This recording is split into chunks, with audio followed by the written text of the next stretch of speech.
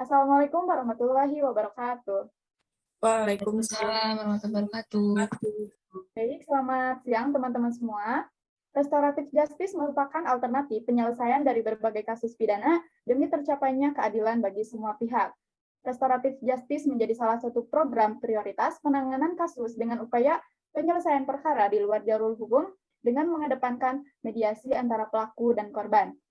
Lantas, bagaimana implementasi restoratif justice tersebut dalam penerapan konsep keadilan restoratif justice dalam era baru sistem peradilan pidana anak di Indonesia? Nah, itulah topik kita kali ini bersama saya, Dini Yuliani, sebagai MC, dan juga bersama rekan-rekan saya, ada Rahel, Tasya, dan Wina. Silakan memperkenalkan diri. Baik, perkenalkan nama saya Rahel Mauli dengan NPM 201076. Di sini saya sebagai pemateri. Ya, perkenalkan nama saya Wina Septiani, NPM 201094. Di sini saya juga sebagai pemateri. Perkenalkan nama saya Tasya dengan NPM 2010.081. Saya di sini juga sebagai pemateri. Ya, itulah rekan-rekan saya yang tergabung dalam kelompok metode penelitian hukum dengan topik penerapan konsep keadilan restoratif dalam era baru sistem peradilan pidana anak di Indonesia, dan saya sendiri sebagai MC dan juga sebagai pembawa materi. Nah, untuk mendalami lebih lanjut bagaimana penerapan konsep restoratif justice ini dalam peradilan pidana anak, nah untuk sebelum masuk lebih dalam, mungkin kita bahas dulu apa yang melatar belakangi topik kali ini.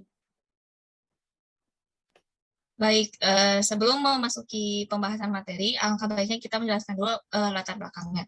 Nah, salah satu sistem hukum yang berubah saat ini adalah sistem peradilan pidana bagi anak sebagai pelaku. Menurut Undang-Undang Nomor 3 Tahun 1997 tentang Pengadilan Anak, dianggap ketinggalan zaman dan tidak relevan dengan asas hukum dan semangat perkembangan sosial saat ini. Sehingga aturan tersebut diganti menjadi Undang-Undang Nomor 11 Tahun 2012 tentang Sistem Peradilan Pidana Anak. Tentunya fenomena tindakan perilaku anak, apalagi tindak kekerasan, seolah-olah tidak berbanding lurus dengan usia pelaku, yang dimana pelakunya notabene adalah anak yang masih di bawah umur. Tentunya dengan keadaan tersebut, ketika anak melakukan tindak pidana, maka negara memiliki tugas dan tanggung jawab untuk menegakkan hukum dan memberikan keadilan baik pada anak sebagai pelaku maupun anak sebagai korban. Untuk itu, diadakannya upaya pencegahan dan penanggulangan anak yang melakukan tindak pidana atas kesalahan atau perbuatannya, sehingga ditujukan dengan tujuan penyelenggaraan tersebut ialah tidak semata-mata untuk menjatuhkan sanksi pidana bagi anak yang telah melakukan tindak pidana, tetapi lebih difokuskan kepada dasar pemikiran bahwa penjatuhan sanksi tersebut sebagai sarana mendukung dan mewujudkan kesejahteraan bagi anak pelaku tindak pidana. Kemudian lahirlah Undang-Undang Republik Indonesia Nomor 11 Tahun 2012 tentang Sistem Peradilan Pidana Anak sebagai jawaban atas kebutuhan masyarakat dan pemerintahan akan peraturan yang memberikan perlindungan bagi anak, khususnya anak yang berhadapan dengan hukum. Dengan adanya Undang-Undang Republik Indonesia Nomor 11 Tahun 2012, tentunya terdapat sebuah perlakuan yang baru untuk memberikan perlindungan khusus bagi anak yang berhadapan dengan hukum, yakni digunakannya pendekatan restoratif justice melalui sistem diversi yang dimaksudkan untuk menghindari dan menjauhkan anak dari proses peradilan, sehingga dapat menghindarkan anak yang berhadapan dengan hukum dari situasi negatif dan dapat diterima kembali oleh lingkungan sosialnya. Restoratif justice adalah penyelesaian perkara tindak pidana dengan melibatkan pelaku, korban, keluarga korban ataupun pelaku, dan pihak lain yang terkait untuk bersama-sama mencari penyelesaian yang adil dengan menekankan pemulihan kembali pada keadaan semula dan bukan pembalasan. Sedangkan diversi adalah pengalihan penyelesaian perkara anak dari proses peradilan pidana ke proses di luar peradilan.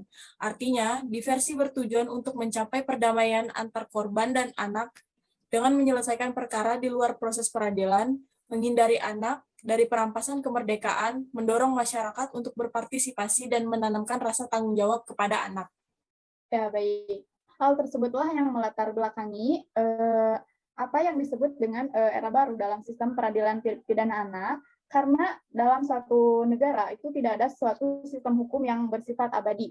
Pasti suatu negara tersebut mengikuti perkembangan zaman dan perkembangan sosial, karena hukum sendiri lahir dari masyarakat tersebut, Sehingga jika suatu paradigma hukum sudah tidak sesuai lagi, maka hal tersebut harus dirubah menjadi sesuatu yang relevan dengan perkembangan zaman masyarakat. Baik, untuk submateri pertama, itu adalah apa sebenarnya arti penting dari pendekatan keadilan restoratif ini dalam era baru sistem peradilan pidana anak.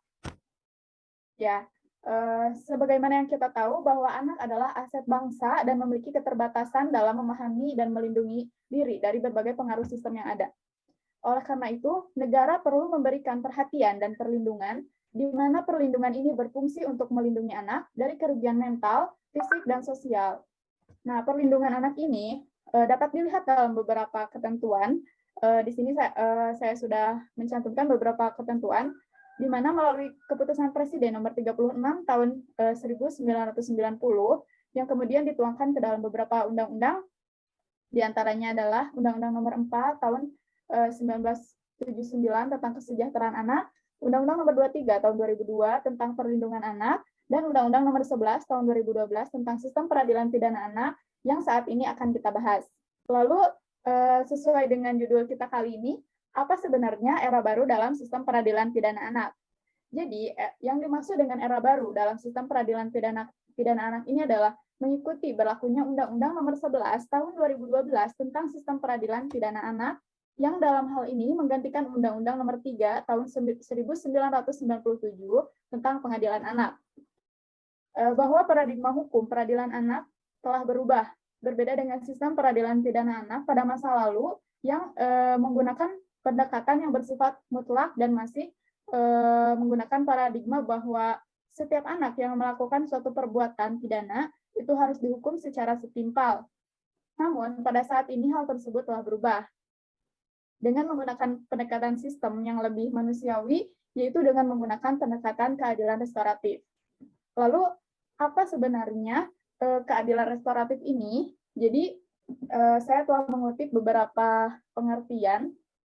Terdapat dua pengertian yang lebih bisa dibilang lebih simpel. Jadi, yang pertama, restoratif justice ini adalah proses pengalihan pidana, proses pengalihan penyelesaian perkara pidana itu dalam peradilan. Dan nah, jadi ada dua arti penting mengenai keadilan restoratif ini. Yang pertama adalah pengalihan penyelesaian perkara anak dari proses peradilan ke proses di luar peradilan. Nah, yang kedua adalah pemulihan keadaan atau pemulihan keadilan yang tidak menitikberatkan pada penghukuman.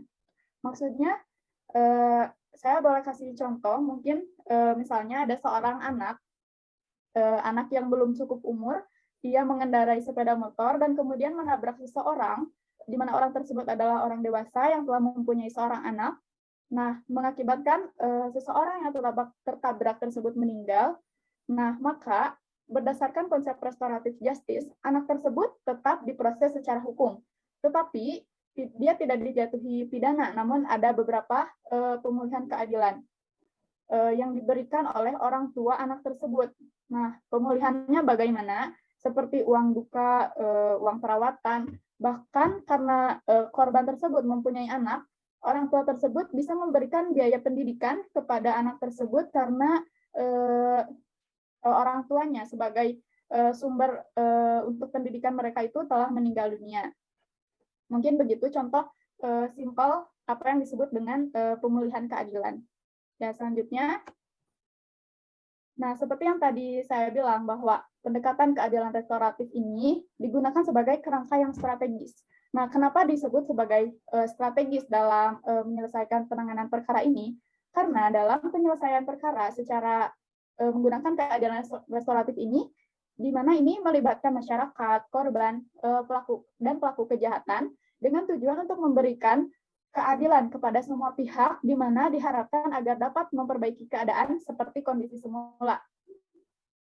Seperti kondisi bagaimana sebelum terjadinya kejahatan ini, serta lebih lanjut.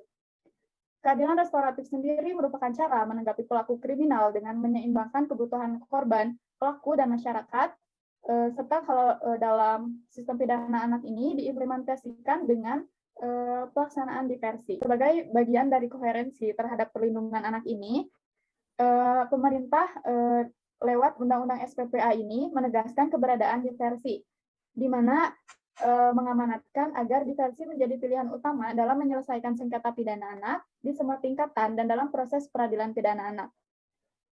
Nah, berdasarkan Undang-Undang SPPA sendiri, apa sih tujuan diversi ini? Nah, ini sudah tercantum dalam pasal 6 bahwa diversi ini dimaksudkan untuk terwujudnya perdamaian antara korban dan anak, menyelesaikan kasus anak di luar proses peradilan, melindungi anak dari perampasan kemerdekaan, mendorong partisipasi masyarakat, dan yang terakhir adalah mengembangkan rasa tanggung jawab anak. Nah, mungkin begitu ya mengenai apa sebenarnya konsep penerapan konsep restoratif justice ini dalam era baru sistem peradilan pidana anak. Jadi pada intinya lewat Undang-Undang Nomor 11 Tahun 2012 yang menggantikan Undang-Undang Nomor 3 Tahun 1997 dengan menekankan bahwa semua perkara pidana dalam semua tingkatan itu harus diselesaikan dengan proses diversi. Ya, mungkin untuk materi pertama sudah beres, selanjutnya adalah materi kedua. Silakan. Ya, materi kedua akan dilanjutkan oleh saya. Di sini saya akan membahas tentang pelaksanaan restoratif justice terhadap anak yang berkonflik dengan hukum menurut Undang-Undang Sistem Peradilan Pidana Anak.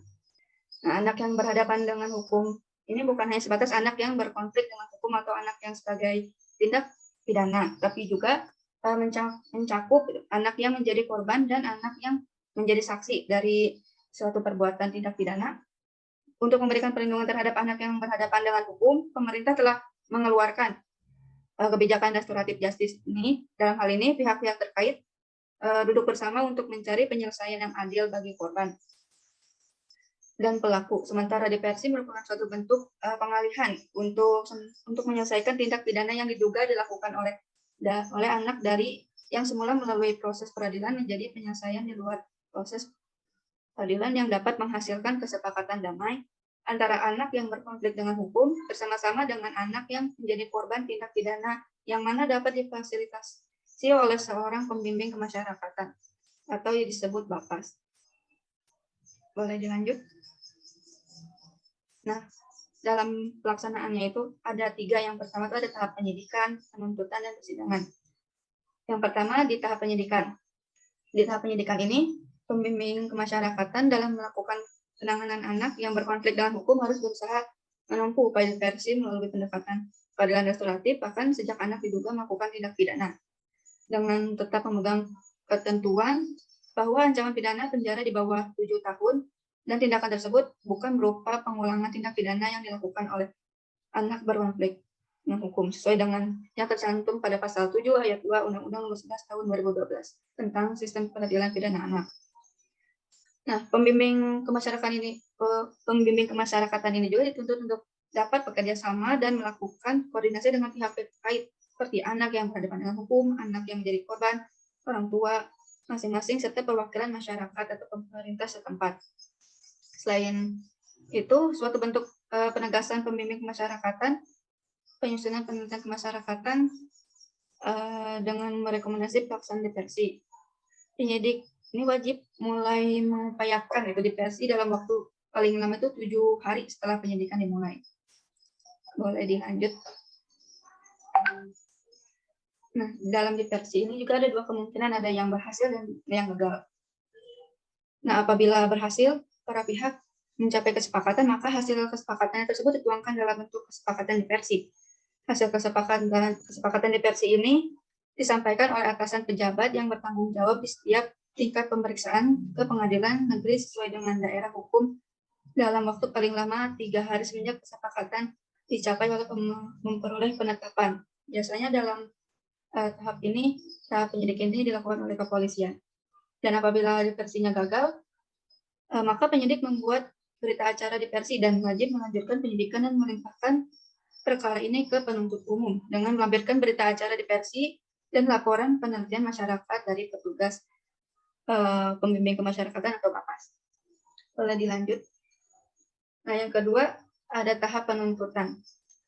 Tahap ini juga Sama kayak tadi, setelah menerima berkas dari polisi, dilimpahkan ke jaksa penuntut umum, dan ini wajib memperhatikan berkas perkara dari kepolisian dan hasil litmas yang telah dibuat oleh Bapak serta kendala yang menghambat proses diversi ini pada tingkat penyidikan.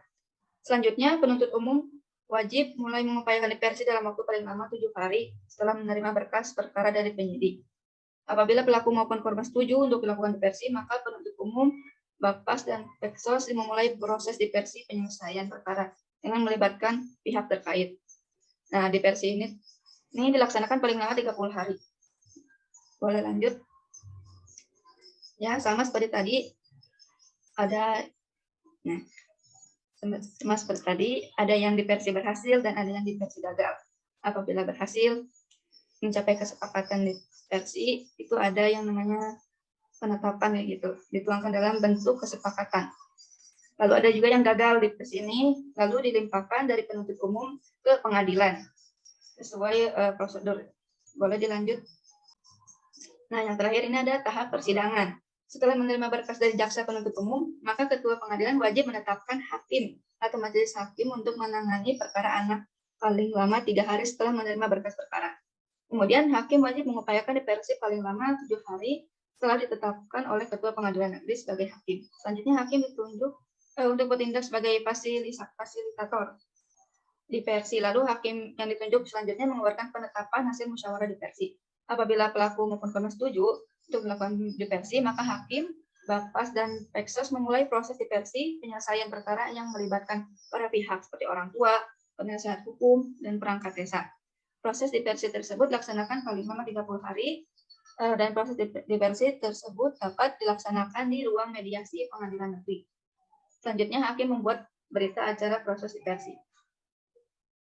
Boleh lanjut. Nah, dalam tahap persidangan juga sama, ada diversi berhasil dan diversi gagal. Kalau berhasil, para pihak mencapai kesepakatan, maka hasil kesepakatannya itu dituangkan dalam kesepakatan diversi. Sama seperti pada tahap penyidikan, tahap penuntutan. Dan apabila diversi gagal sejak awal itu ketika anak atau orang tua wali menyatakan tidak setuju untuk melakukan diversi, konsekuensi dari gagalnya diversi, maka perkara dilanjutkan ke tahap persidangan. Selanjutnya hakim melanjutkan persidangan sesuai dengan prosedur persidangan untuk anak.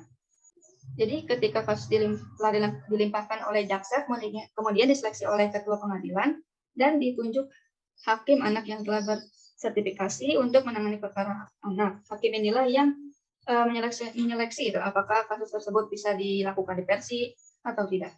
Hakim akan mengutamakan perkara yang akan diselesaikan lewat diversi. Nah, karena dalam perkara anak penahanannya sangat singkat, berbeda dengan perkara orang dewasa. Jadi perkara anak yang ditempuh lewat diversi ini pada prinsipnya cepat, tertutup untuk umum. Harus ada unsur-unsur seperti pemerhati anak. Anak harus didampingi oleh orang tua, hakim akan menggunakan pakaian sipil di ruang diversi. Pengadilan juga menyediakan ruang tunggu khusus untuk anak. Tidak boleh mengekspos identitas anak. Kemudian ketika perkara memenuhi syarat diversi akan dilakukan musyawarah. Bentuk kesepakatan diversi dalam prakteknya adalah menghentikan proses dan saling memaafkan, lalu ada ganti rugi, pelaku berjanji dan tidak mengulang lagi. Mungkin itu penjelasan dari saya tentang pelaksanaan diversi. Ya, baik. Kembali ke moderator. Baik, mungkin saya ucapkan terima kasih kepada Wina Septiani yang telah memaparkan materi kedua mengenai penerapan pelaksanaan restoratif justice terhadap anak yang berkonflik dengan hukum menurut Undang-Undang SPPA. Di mana ini ada 3 tahapan ya. Yang pertama adalah penyidikan, penuntutan, dan sampai ke persidangan. Dan apabila berhasil, mungkin perkara dapat langsung dibuatkan akta, dan jika tidak berhasil, mungkin akan dilanjutkan ke tahap berikutnya. Nah, selanjutnya ada materi yang ketiga nih. Untuk materi yang ketiga, boleh langsung dipaparkan. Baik, selanjutnya di sini saya akan menjelaskan mengenai bentuk perlindungan hukum terhadap anak sesuai dengan peraturan peradilan anak di Indonesia. Berbicara soal perlindungan hukum, maka yang perlu diperhatikan yakni apa sih sebenarnya perlindungan hukum itu. Di sini telah dijelaskan pengertian perlindungan hukum menurut Undang-Undang Nomor 13 Tahun 2006 tentang perlindungan saksi dan korban. Dijelaskan yakni sebagai upaya pemenuhan hak dan pemberian bantuan untuk memberikan rasa aman kepada saksi dan atau korban yang wajib dilaksanakan oleh pemerintah. Nah, biasanya perlindungan hukum ini yang diberikan kepada korban kejahatan biasanya diberikan perlindungan hukum berupa pemberian restitusi, kompensasi, pelayanan medis, dan bantuan hukum. Contoh lainnya yang biasa kita temukan adalah ganti rugi, yang salah satunya merupakan pemberian bantuan yang diberikan kepada korban yang menderita sepadan dengan memperhitungkan kerusakan yang dideritanya.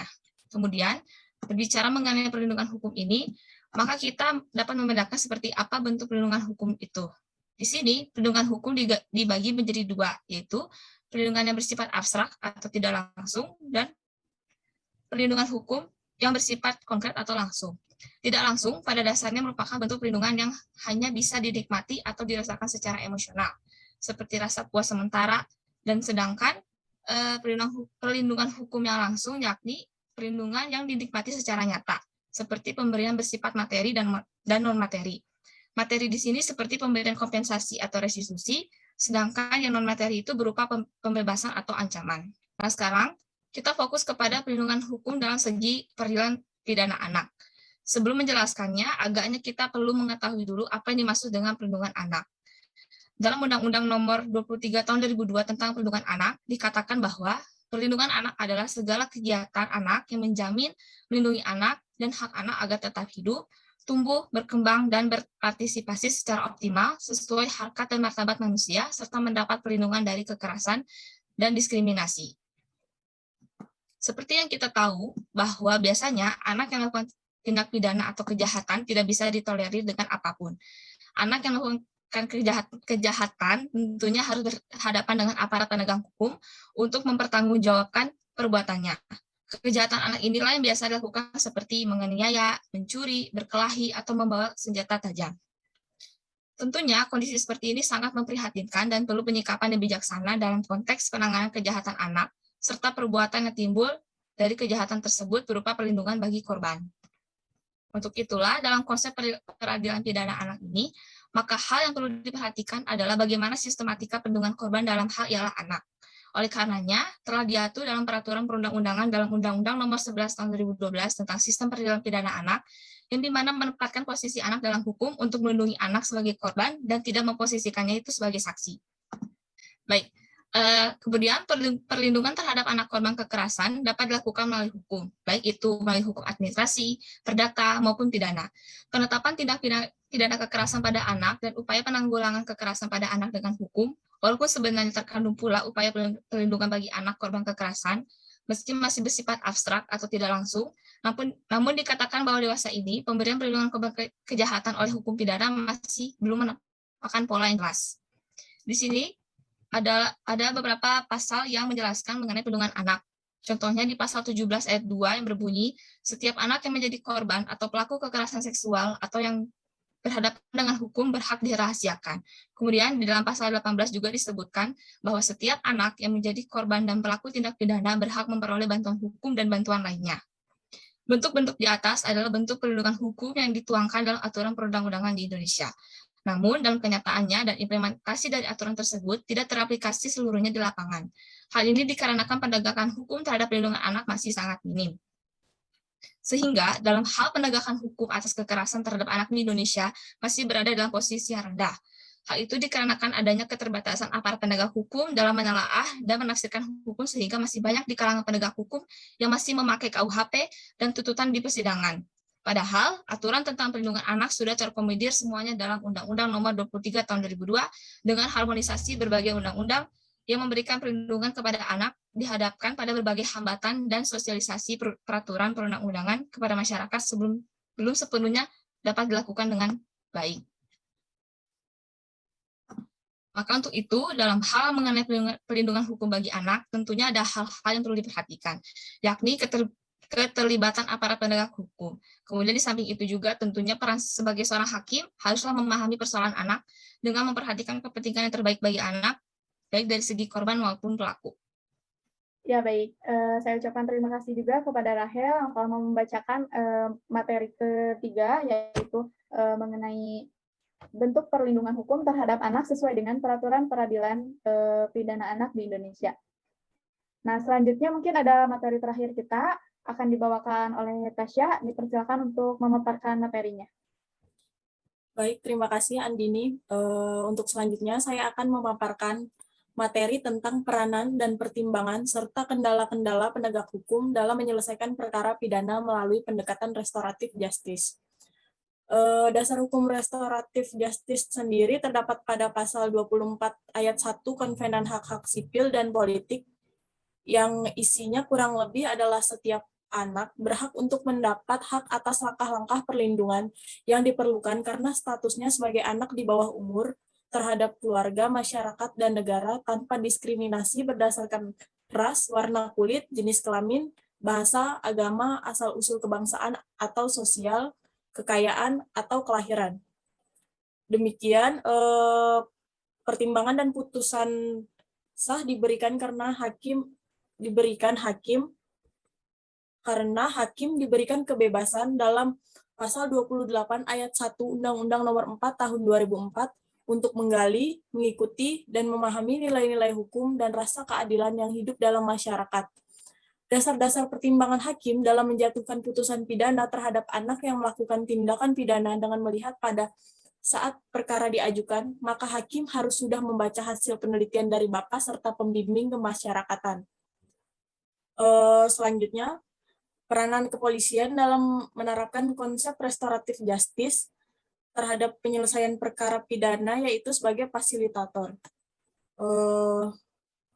Faktor-faktor pertimbangan penyidik dalam menerapkan konsep restoratif justice, yakni tindak pidana tersebut merupakan kejahatan terhadap harta kekayaan, pelaku bukanlah residivis, pelaku dan korban masih ada ikatan keluarga, pihak pelaku dan keluarga bersedia berjanji akan menanggung semua kerugian korban, dan para pihak sudah sepakat memilih jalur damai. Adapun kendala-kendala dalam menerapkan pendekatan restoratif justice terhadap penyelesaian perkara pidana dalam tahap penyidikan, yaitu kurangnya pemahaman penyidik terhadap kewenangan diskresi, kekhawatiran penyidik apabila diskresinya digugat oleh pra-peradilan dan PT UN, serta dipersalahkan oleh pimpinan atau badan pengawas dan pemeriksa internal Polri, serta masih kuatnya pemahaman retributif di masyarakat. Kendala dalam permasalahan yang kuat. Selanjutnya, kendala dan permasalahan yang akan dihadapi oleh advokat dalam pendampingan melaksanakan diversi adalah bahwa korban ataupun keluarga korban yang menjadi penghambat di dalam penegakan hukum dalam hal proses diversi. Karena selama mendampingi pelaku tindak pidana anak maupun korban anak yang diselesaikan melalui diversi pada tingkat kepolisian, tidak semuanya berjalan dengan baik dan beberapa perkara tidak dapat diselesaikan di tingkat kepolisian. Antara lain, tidak adanya kesepakatan untuk melakukan diversi yang tidak hadirnya salah satu pihak. Selanjutnya, permintaan ganti rugi yang terlalu besar dari pihak korban yang tidak bisa dipenuhi oleh keluarga pelaku. Keluarga korban tidak mau diversi dan meminta proses dilanjutkan ke tingkat pengadilan dengan tujuan agar pelaku kapok. Kendala waktu, yakni lingkungan yang rendah hukum. Selanjutnya, perlu waktu untuk menghubungi para pihak yang dibutuhkan dalam upaya diversi. Salah satu pihak tidak bisa hadir dalam upaya diversi, koordinasi antar lembaga atau instansi yang terkait langsung dengan upaya diversi yang belum sinkron, adanya tekanan dari warga masyarakat apabila kaitannya ini merugikan atau memalukan banyak orang, serta kurangnya sosialisasi mengenai diversi sehingga pelaksanaannya kurang efektif, dan kurangnya pengetahuan tentang Undang-Undang Nomor 11 Tahun 2012 tentang Sistem Peradilan Anak, lalu kurang aktifnya koordinasi antar penyidik dan lembaga instansi. Berdasarkan kendala tersebut, bahwa masalah yang terjadi adalah bahwa korban ataupun keluarga korban yang menjadi penghambat dalam penegakan hukum tersebut. Selanjutnya, kendala yang akan dihadapi oleh penuntut umum selaku fasilitator yang menjembatani agar terjadinya kesepakatan yang dituangkan dalam kesepakatan diversi dengan mempertimbangkan kategori tindak pidana, umur anak, hasil penelitian kemasyarakatan dari Bapas, dukungan lingkungan keluarga dan masyarakat. Penuntut umum selaku fasilitator yang menjembatani akan mempertimbangkan bahwa kategori tindak pidana umur anak, hasil penelitian ke masyarakat, dan dari bakas. Hasil dari diversi yang berupa kesepakatan diversi tersebut dilaporkan kepada pimpinan secara berjenjang untuk kemudian dimohonkan penetapan. Namun, dalam prosesnya, jaksa juga menemukan hambatan atau kendala. Selaku jaksa, sangat terkendala dengan uraian pasal 42 UU SPPA yang pada intinya mengatur bahwa diversi di kejaksaan diupayakan paling lambat 7 hari setelah penuntut umum menerima berkas perkara dan dari penyidik, dan diversi paling lama dilaksanakan selama 30 hari. Mengenai kendala dalam proses pelaksanaan diversi, bahwa perlu dicermati ketentuan terkait batas umur anak yang diatur oleh SPPA. Terkait batas umur anak, apakah sudah benar, apakah sudah wajar, karena anak-anak melakukan kejahatan sekarang luar biasa melebihi orang dewasa. Kendala di bidang substansi hukum adalah batas umur anak yang diatur oleh UU SPPA yang mengingatkan bahwa anak-anak melakukan kejahatan sekarang luar biasa melebihi orang dewasa. Terkait struktur hukum, pengawas menjadi hal yang penting. Selanjutnya, pada konteks budaya hukum, saat ini tidak menemui kendala karena pada dasarnya penegak hukum semua lebih senang mendamaikan kasus. Berbeda halnya dengan masyarakat yang termasuk dengan korban akan lebih sulit mau menerima diversi, namun sekarang diversi masih bisa berjalan. Sekian dari saya kembalikan kepada moderator. Ya, baik. Terima kasih untuk Tasya yang telah memaparkan materi terakhir kita, di mana di samping proses diversi ini atau keadilan restoratif dalam sistem pidana anak ini telah diatur diundangkan dalam Undang-Undang Nomor 11 Tahun 2012 tentang Sistem Peradilan Pidana Anak.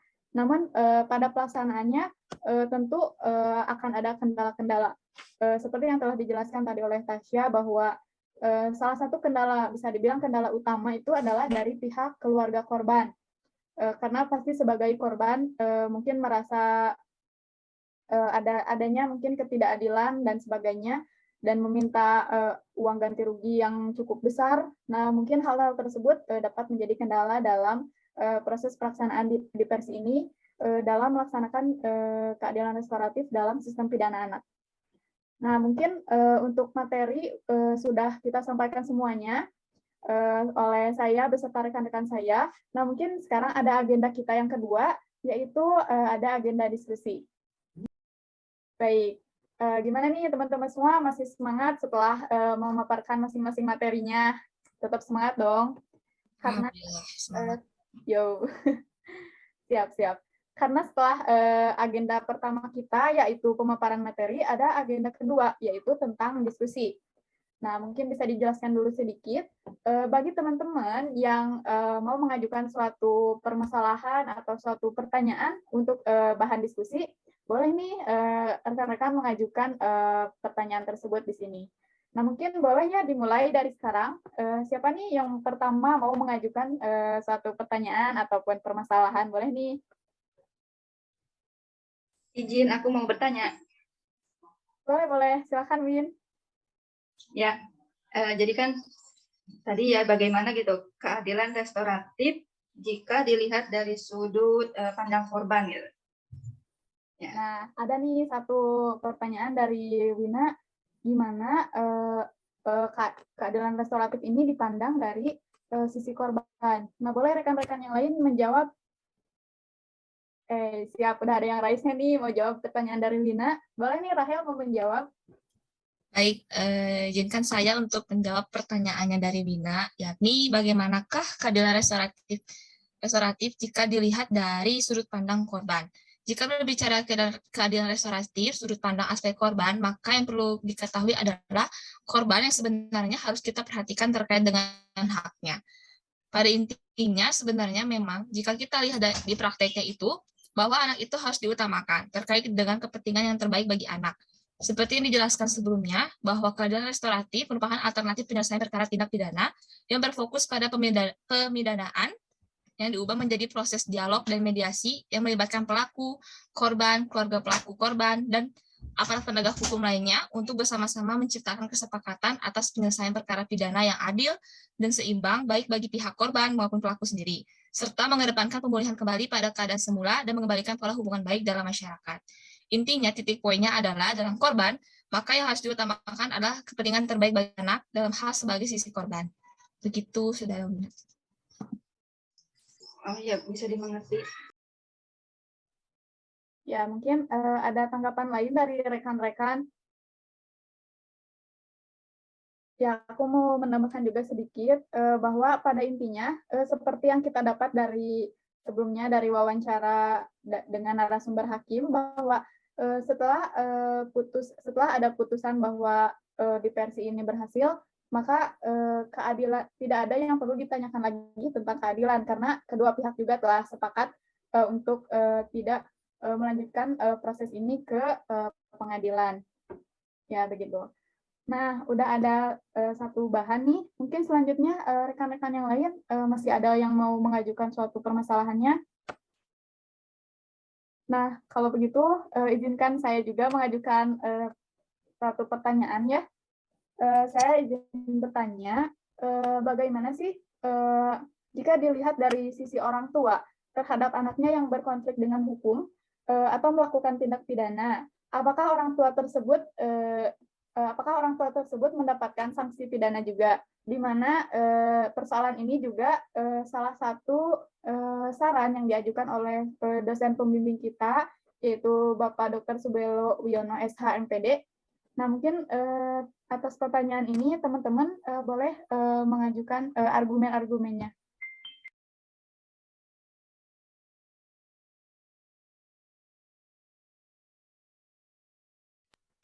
Ya, teman-teman yang mau mengajukan jawaban atau menyampaikan argumentasinya boleh langsung on mic aja ya. Saya mau berpendapatnya, kalau misalkan dilihat dari sisi asas hukum pidananya itu secara tegas mengatur bahwa tanggung jawab pidana itu tidak bisa dialihkan kepada orang lain, ya. Termasuk jika pengalihan itu diberikan kepada keluarga, orang tua, atau pihak yang tertanggung lah. Lalu, jika anak melakukan tindak pidana, itu tidak bisa dialihkan pertanggungjawabannya, dan juga sanksi pidananya juga tidak bisa dialihkan. Meski demikian, kalau itu dilihat dari pidana, ya hukum pidana. Tapi kalau dilihat dari hukum perdata itu, orang tua itu bisa dimintai pertanggungjawabannya. Nah, misal dengan membayar ganti rugi atas perbuatan anaknya tersebut. Karena hal ini tuh sudah diatur dalam pasal 1367 ayat 1 dan ayat 2 Kitab Undang-Undang Hukum Perdata. Nah, jadi dalam konteks hukum perdata itu orang tua bisa bertanggung jawab atas kerugian yang disebabkan oleh anaknya. Beda halnya lagi apabila jika anak tersebut itu melakukan tindak pidana atas dasar suruhan orang lain itu. Nah, orang yang menyuruh lakukannya itu bisa dikenakan sanksi pidana. Jika dilihat dalam pasal 55 ayat 1 Kitab Undang-Undang Hukum Pidana, itu ditegaskan bahwa pelaku tindak pidana yang bisa dikenakan sanksi pidana yaitu mereka yang melakukan, yang menyuruh melakukan, dan yang turut serta melakukan perbuatan tersebut. Lalu segitu saja yang bisa saya sampaikan pendapat saya. Mohon disanggah atau apa kalau ada yang kurang jelas atau gimana, boleh kembali ke moderator. Ya, baik, terima kasih. Mungkin seperti yang disampaikan oleh Wina bahwa hal tersebut terkait dengan asas pertanggungjawaban pidana ya, di mana tidak bisa dialihkan kepada pihak lain meskipun orang tersebut adalah orang tuanya sendiri maupun keluarganya. Nah, mungkin ada argumentasi lain dari rekan-rekan, dari Rahel dan juga Tasya. Baik. Nah, sudah terjawab ya pertanyaan yang kedua dengan sangat baik. Mungkin boleh teman-teman mengajukan pertanyaan lagi terkait topik kita.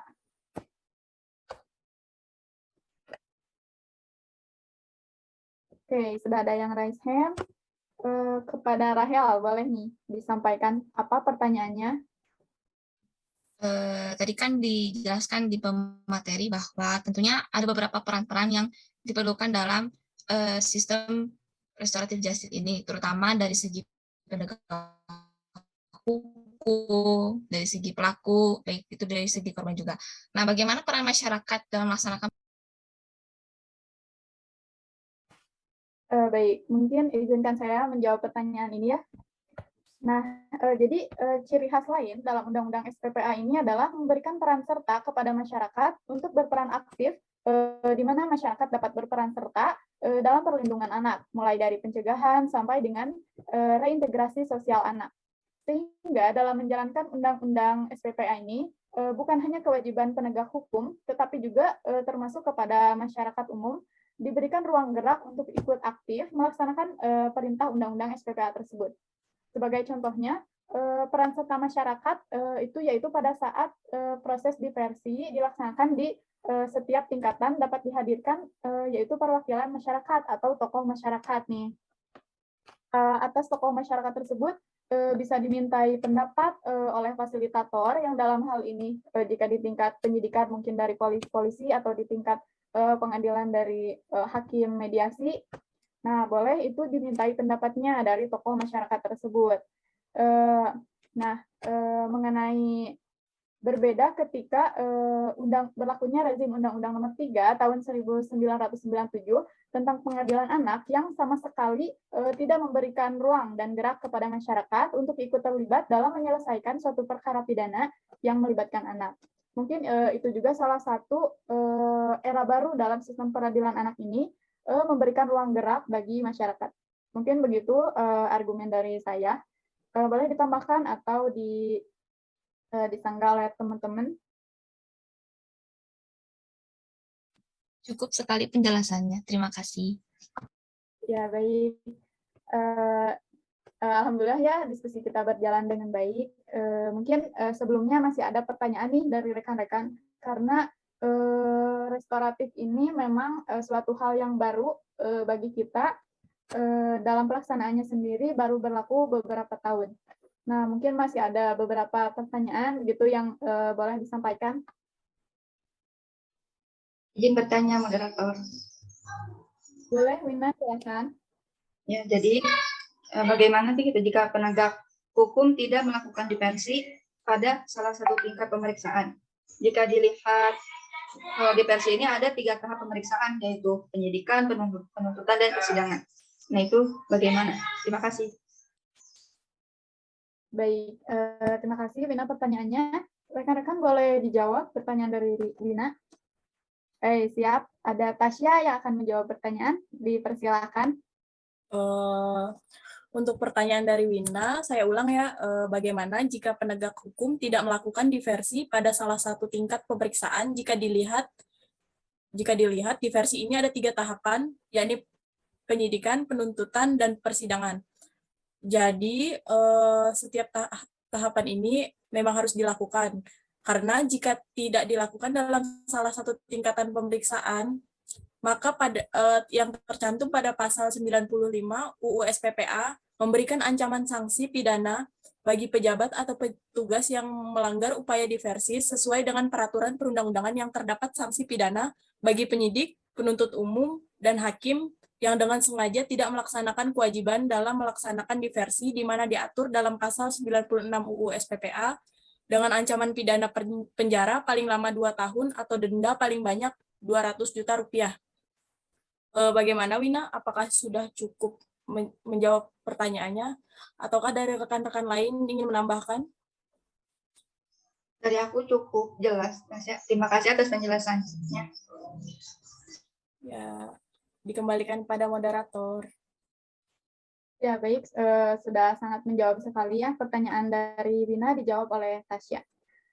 Nah, sebelumnya mungkin boleh 2 pertanyaan lagi kali ya. Untuk teman-teman, boleh nih 2 pertanyaan lagi, 2 pertanyaan terakhir. Saya ingin bertanya, setelah pemaparan materi yang kita laksanakan tadi, sebenarnya ada beberapa pertanyaan, tapi salah satunya, apakah anak yang melakukan tindak pidana ini bisa disebut sebagai penjahat seperti tindak pidana yang dilakukan oleh orang dewasa, karena pada masyarakat umum kebanyakan orang-orang yang telah melakukan tindak pidana pasti dicap penjahat. Apakah anak-anak juga berhak dicap seperti itu? Terima kasih. Ya, baik. Ini menarik sekali ya pertanyaannya. Mungkin saya izin menjawab pertanyaan dari Tasya. Dari pendapat saya pribadi, saya juga kurang setuju atas hal tersebut. Karena seorang anak, dalam hal ini sebagai pelaku, yang di usianya yang masih sangat muda, tapi dia sudah berani melakukan perbuatan yang melanggar hukum, pada dasarnya anak tersebut bukanlah seseorang yang jahat. Sehingga menurut saya kita tidak boleh terlalu cepat memberikan label kepada anak tersebut sebagai seorang penjahat, atau label apa saja yang membuat anak tersebut menjadi tidak nyaman dalam berinteraksi sosial. Apa alasan saya berpendapat seperti itu? Alasannya karena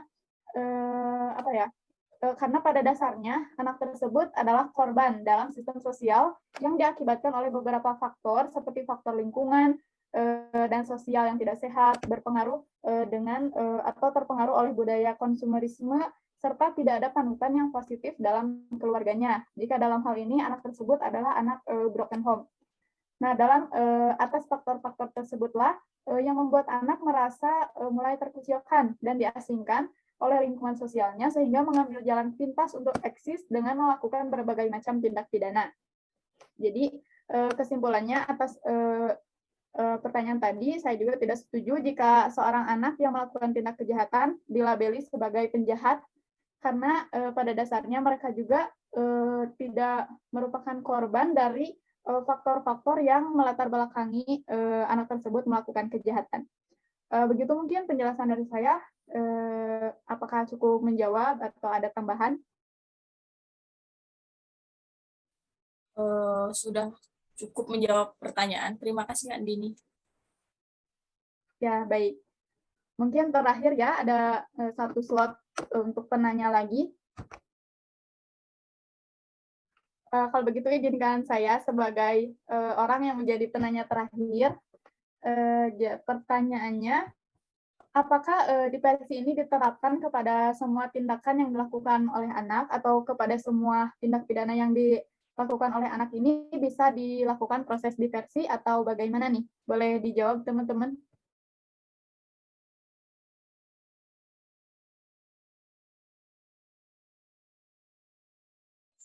Ya, saya izin menjawab pertanyaan dari Andini sebagai moderator ya.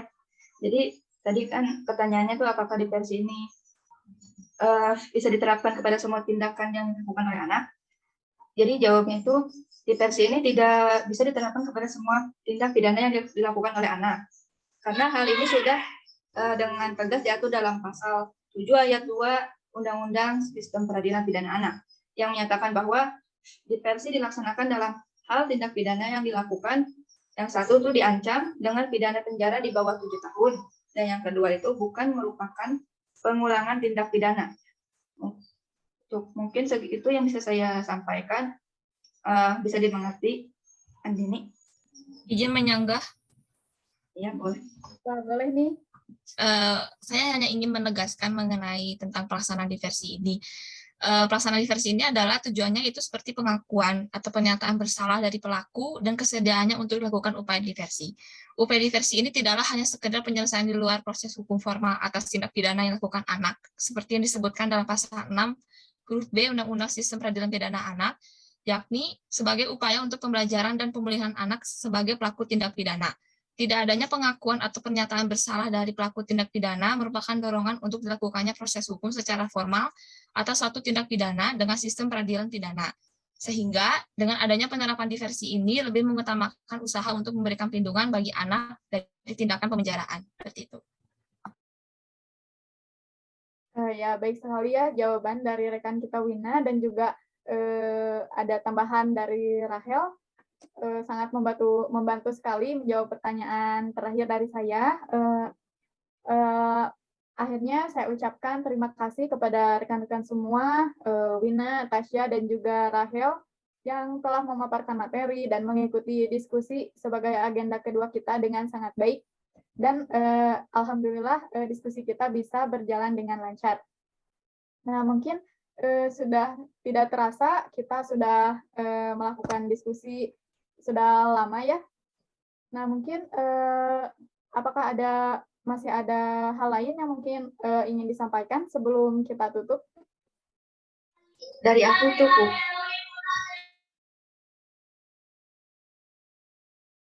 Ya, sepertinya cukup ya.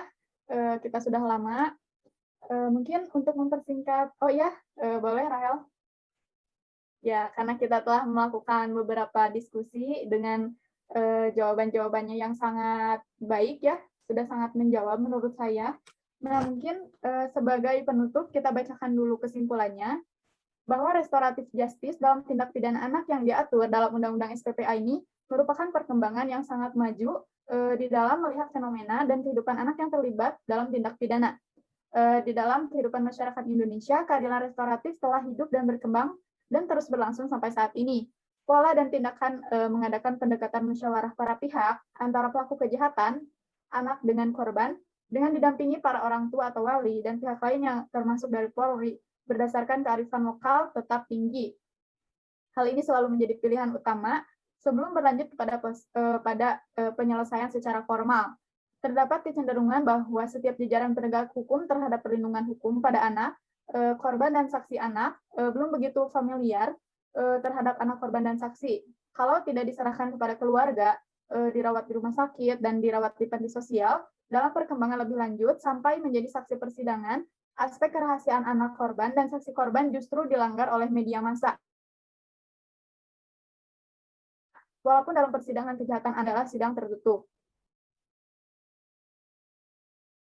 Ya, secara umum, perlindungan anak yang melakukan kejahatan sangat terakomodasi oleh Undang-Undang SPPA ini. Jajaran penegak hukum, akademisi, dan kalangan pemerhati anak termasuk KPAI menyambut baik politik hukum tersebut. Namun demikian, warga masyarakat, terutama yang anaknya menjadi korban kejahatan, masih sulit menerima model restoratif justice dan diversi. Korelasi antara sistem pemidanaan dan tindakan dengan restoratif justice bermanfaat untuk kehidupan anak yang masih panjang. Dengan mewujudkan perdamaian di antara para pihak, namun perlindungan anak korban dan anak saksi masih sebatas penegasan dalam pasal 89 dan 90 Undang-Undang SPPA, belum ada peraturan presiden, termasuk penerapan pasal 29A Undang-Undang Nomor 31 Tahun 2014, belum dilaksanakan secara optimal. Dalam hal pelaku kejahatan anak ataupun keluarganya tidak mampu bertanggung jawab sebagai perwujudan negara kesejahteraan atau welfare state harus menunjukkan eksistensinya. Mungkin sebelum menutup, ada saran dari kelompok kami, ketika aparat penegak hukum melakukan tugas dan fungsinya untuk menyelidiki, menuntut, meninjau, dan menentukan keputusan kasus di pengadilan, proses diversi harus diprioritaskan daripada pidana penjara. Selain itu, harus lebih menggencarkan sosialisasi massal tentang diversi kepada masyarakat, dan pemerintah harus menyediakan sarana dan prasarana diversi untuk menjamin perlindungan anak. Nah, mungkin segitu hal-hal yang ingin kami sampaikan. Kita rasa sudah tersampaikan semuanya. Saya ucapkan terima kasih kembali kepada rekan-rekan saya yang telah menyampaikan dengan baik. Semoga dapat menjadi manfaat, khususnya bagi kita dan umumnya bagi pendengar kita nanti. Ya, akhir kata, saya ucapkan terima kasih dan mohon maaf bila terdapat kesalahan dalam pembuatan video ini. Mohon dimaafkan. Terima kasih sebelumnya. Wassalamualaikum warahmatullahi wabarakatuh. Waalaikumsalam warahmatullahi wabarakatuh. Terima kasih semuanya. Terima kasih, semangat.